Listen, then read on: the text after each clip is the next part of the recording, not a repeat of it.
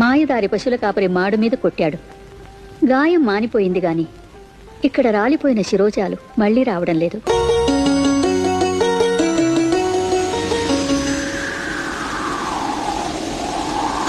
ఈ త్రిజగన్మోహనుడి వదనార విందానికి ఈ చిన్న లోపమా? నా స్వామికి ఈ లోపం తీర్చలేని నాకెందుకు ఈ దిగంత దీర్ఘ సుందర లహరి నీలాల సంపద? ఈ లోపం తీర్చిన నాడు కదా నా పేరుకు సార్థకత.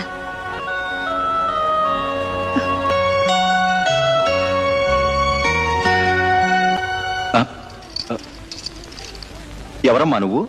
నన్ను నీలా అంటారు. ఓ, నీలాద్రివా? ఎలా వచ్చింది నాకు ఈ జుట్టు?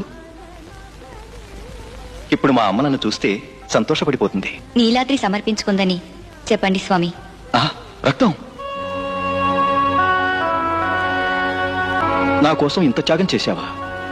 వద్దు, ఇలాంటి త్యాగం మా అమ్మ కూడా హర్షించదు. దయచేసి నీ జుట్టు నువ్వు తీసుకో. తీసుకుంటాను స్వామి, కానీ ఇప్పుడు కాదు. మరెప్పుడు? చెబుతాను స్వామి. మనుషుల పాపపుణ్యాల ఫలం వారి తల వెంట్రుకలను ఆశ్రయించుకుని ఉంటుంది. ఆ శిరోజాలే తల నీలాలు అన్న పేరుతో ఈ నీలకు సంక్రమించేటట్లు అనుగ్రహించండి స్వామి. కాలాంతరంలో స్వామి పద్మావతిని పరిణయమాడి సప్తగిరుల మీద విహరిస్తుండగా నా భక్తులు నాకు తలనీలాలు సమర్పించాలని కోరుకున్నావు కదూ?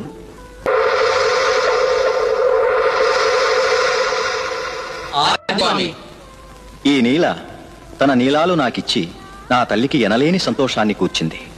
ప్రతిఫలంగా నా భక్తుల శిరోజాలు కోరుకున్నది. నేను ఈ నీలకు చిరరుణిని. ఆ సంప్రదాయం మాతోనే మొదలయ్యే మహద్భాగ్యాన్ని మాకు ప్రసాదించు స్వామి.